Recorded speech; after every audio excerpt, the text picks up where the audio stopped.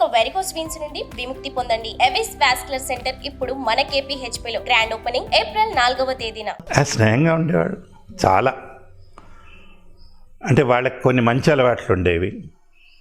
బాగా స్నేహంగా ఉండేవాళ్ళు, సరదాగా ఉండేవాళ్ళు. నూతన్ ప్రసాద్ ఏమో HMTలో పనిచేసేవారు. అతని పేరు వరప్రసాద్ అసలు. అవునా? ఓకే. తను తర్వాత సినిమాల్లోకి వెళ్ళిన తర్వాత నూతన్ ప్రసాద్గా మార్చారు పేరు. మంచి నాటకాలు అవి వేసేవారు. కోట శ్రీనివాసరావు ఏమో స్టేట్ బ్యాంక్ ఆఫ్ ఇండియాలో పనిచేసేవారు. తను చెప్పిన జోక్ చెప్పకుండా చెప్పుకుంటూ వచ్చేవాడు. చాలా చాలా సరదా మనిషి. అసలు ఒక్కొక్కసారి కోటి బ్యాంకులో పనిచేసేవాడు. బ్యాంక్ వెళ్ళి సంతకం పెట్టుకొని దూరదర్శన్కి వచ్చేసేవాడు.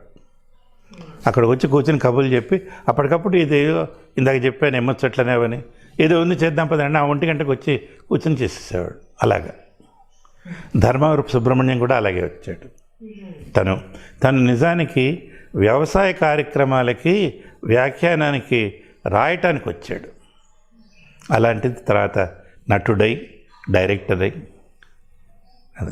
అలా ప్రస్థానం జరుగుతూ వచ్చింది. మీరు చాలా రకాలైనటువంటి వార్తలు చదివి ఉంటారు మీ లైఫ్లో, అన్నేళ్ల మీ ప్రస్థానంలో. మీరు బాగా గుర్తున్నటువంటి విషాదకర వార్త మీరు చదివింది ఏంటి? బాగా సంతోషకరమైన వార్త మీరు చదివింది ఏంటి? గుర్తుందా సార్? అంటే విషాదకరమైనవి అంటే ముందు అవి చెప్పేస్తే వదిలిపోతుంది. చెప్పండి. నేను చదివిన విషాద వార్తలు మా ప్రేక్షక మిత్రులు గుర్తుంచుకున్నవి ఒకటి కాదు, 2 ఉన్నాయి. ఒకటి ప్రధానమంత్రి ఇందిరాగాంధీ గారి హత్య. ఆవిడ పొద్దున్న ఇంట్లోంచి బయటికి రాగానే ఆవిడ రక్షకులే ఆవిడని కాల్చేశారు, 16 బుల్లెట్లు. అయితే ఆవిడ మరణించిన సంగతి సాయంత్రం దాకా ప్రకటించలేదు. ఆవిడని కాల్చేశారు, తీసుకెళ్ళి ఎయిమ్స్లో అడ్మిట్ చేశారు. ఎందుకంటే రాజీవ్ గాంధీ అప్పుడు కలకత్తాలో పర్యటనలో ఉన్నాడు. Okay okay. ఆయన ఢిల్లీ రావాలి, చెక్ చేయాలి.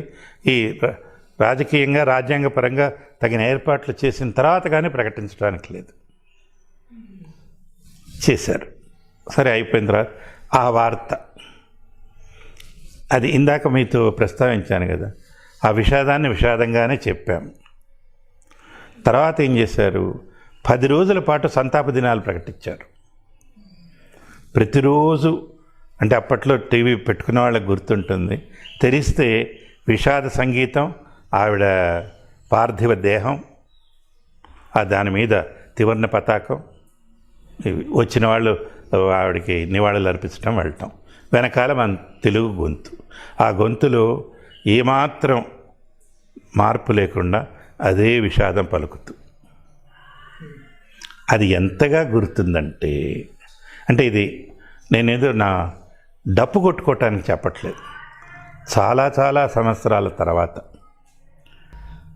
నేను ఇక్కడ బర్కత్పురా అనే ఒక ప్రాంతం ఉంది, అక్కడ జెరాక్స్ కాపీ తీసుకోవటానికి వెళ్ళాను. ఇది పని ఉండి ఆ షాప్లోకి వెళ్తే ఆ షాప్ అతను ఉర్దూ వచ్చిన అతను నన్ను చూసి క్యా హోనా జెరాక్స్ అంటే టైరో అన్నాడు. ఇచ్చాను. ఇంత లోపల ఆయన కూతురు వచ్చింది లోపల నుంచి. ఆ పాపాయికి 16-17 ఏళ్ళు ఉంటాయి. ఈయన పిలిచి బేటీ ఇంకో పహచాన్తే అన్నాడు. అంటే నేను గుర్తుపడతావా ఆయన్ని? అమ్మాయి వచ్చి హా పాపా ఇందిరాగాంధీ మరగేసో బతాయేసో ఏని అన్నా. అంటే మీకు భావం అర్థమైంది. ఇందిరాగాంధీ చనిపోయినప్పుడు చెప్పింది. నేను బిత్తరపోయాను. నేను ఇన్నేళ్ళు చదివిన వార్తలు గుర్తులేవు, అదొక్కటి గుర్తుంది. అంటే ఇతను నాకు ఎక్స్ప్లెయిన్ చేశాడు, సాబ్ ఆప్నే బహుత్ అచ్చా బతాయా సాబ్ అంటే. ఇది నేను ఎందుకు చెప్తున్నా అంటే, ఒకటి నేను మళ్ళీ ఇదంతా కూడా మాధ్యమం యొక్క గొప్పతనం, టీవీ. 2 దీంట్లో నా వంతు పాత్ర ఖచ్చితంగా ఉంటుంది కదా. రెండో విషాదకర వార్త రాజీవ్ గాంధీ మరణం. తల్లి కొడుకు ఇద్దరు మరణాలని మీరే చెప్పాల్సి వచ్చింది. 2 చాలా ఘాతుకమైనవి, చాలా బాధాకరమైనవి. రాజీవ్ గాంధీది మరీ ఘోరం. అసలు శరీరం తునాతనకలైపోయి ఏం తెలియదు, అటువంటిది. అది కూడా అంతే. తర్వాత ఇంకోటి ఏమైందంటే, ఇక్కడ ఆర్య సమాజం అని ఒకటి ఉంది. దాంట్లో ఎక్కువగా వాళ్ళు ఈ వివాహాలు కూడా చేస్తారు. అవును. సామాన్యంగా జరిగేవి ఏంటంటే తల్లిదండ్రుల ఆమోదం లేని వివాహాలు జరుగుతాయి. దానికి ఒక పద్ధతి ఉంది. 4 రోజులు ముందు చెప్పాలి, వీళ్ళు చెయ్యాలి, అదంతా చేసిన తర్వాతే చేస్తారు. నేను రోజు షటిల్ ఆడేవాడిని, 40 ఏళ్ళు ఆడాను. చిన్నప్పటి నుంచి ఆడేవాడిని. అంటే ఇప్పుడు వెళ్ళటలేదు. ఇప్పుడు ఆడితే డాక్టర్లు షటిల్ ఆడాలి నాతో పాటు షటిల్ ఆడటానికి రాఘవ అని ఒక అబ్బాయి వచ్చేవాడు. అతను స్టేట్ లెవెల్ ప్లేయర్. అబ్బాయి వెళ్ళి ఓ డాక్టర్ చదువుతున్న అమ్మాయిని ప్రేమించాడు. ఓకే. అంటే చెప్పకూడదు, వాడు వింటే కొడతాడేమో. వాళ్ళిద్దరికీ మరి దేవుడు ఎలా కుదిర్చాడో తెలియదు. రంగులు అస్సలు పడదు. ఆ పాప ఏమో చక్కగా తెల్లగా పండులా ఉంటుంది, వీడేమో చక్కగా నల్లగా ఉంటాడు. సరే, నలుపు తెలుపులు కాదు, వాళ్ళిద్దరూ ప్రేమించుకున్నారు. ఇంట్లో ఒప్పుకోలేదు, పెళ్లి చేయాలి. సరే, వీళ్ళందరూ కలిసి ఆ బాధ్యత మాకు పెట్టారు. ఆర్య సమాజ్కి వెళ్ళి మా బ్యాడ్మింటన్ గ్యాంగ్ అంతా వెళ్ళి అక్కడ మాట్లాడి అన్నీ ఏర్పాటు చేశారు.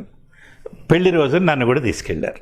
నాకు ముందే చెప్పారు, మీరు ఎక్కువగా అక్కడ కనపడద్దు, రేపు పొద్దున ఏదైనా ఇబ్బంది వస్తే ముందు మీరు ఇరుక్కుంటారు. అంటే తెలిసిన మొహం. సరే పెళ్ళికి వెళ్ళామండి. ఇక్కడ కాచిగూడలో ఉంది ఆర్య సమాజ్. సరే, అక్కడ కూర్చుని వాళ్ళు కూడా హోమం పెడతారు, చేయిస్తారు, పెళ్లి చేస్తున్నారు. అక్కడ పండితుల వారు కూర్చున్నారు. ఆయన మంత్రాలు చదువుతుంట చూశాడండి. మంత్రాలు చదవటం ఆపేశాడు.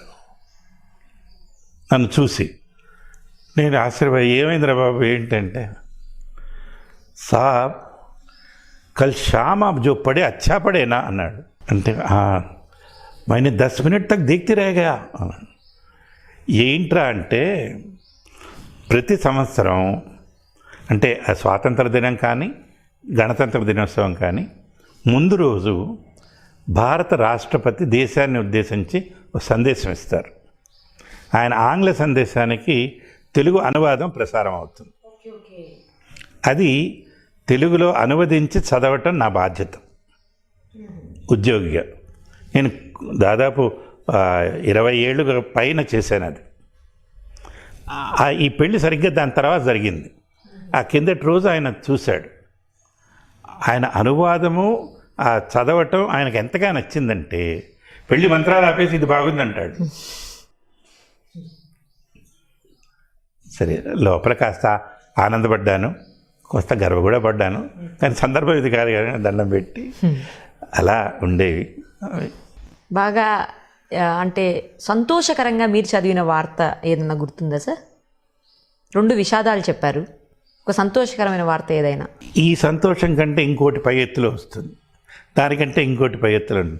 విషాదం అలా కాదు. విషాదం హృదయంలో చివరి మెట్టును తగులుతుంది. మనిషికి గొప్ప విషాదం మరణం, దానికి మించిన విషాదం లేదు. సంతోషం మీకు ఉన్నట్టుండి అత్యధిక ధనం రావచ్చు, లేదా బాగా అధికారం ఉన్న పదవి లభించవచ్చు, అనుకోకుండా మీకు అత్యున్నత పురస్కారం రావచ్చు. వీటి దేనికి అంతు లేదు. అంటే నేను సమర్థించుకోవట్లా. అంటే సంతోషకరమైనవి చాలా ఉన్నాయి, చాలా చదివా. అంటే ప్రత్యేకంగా గుర్తుంచుకోకపోవటానికి ఇది కారణమని. మీ బిజినెస్ ఏదైనా మీ ఊర్లో ప్రమోషన్ చేయాలంటే అది సుమన్ టీవీతోనే సాధ్యం. ఇప్పుడే సంప్రదించండి.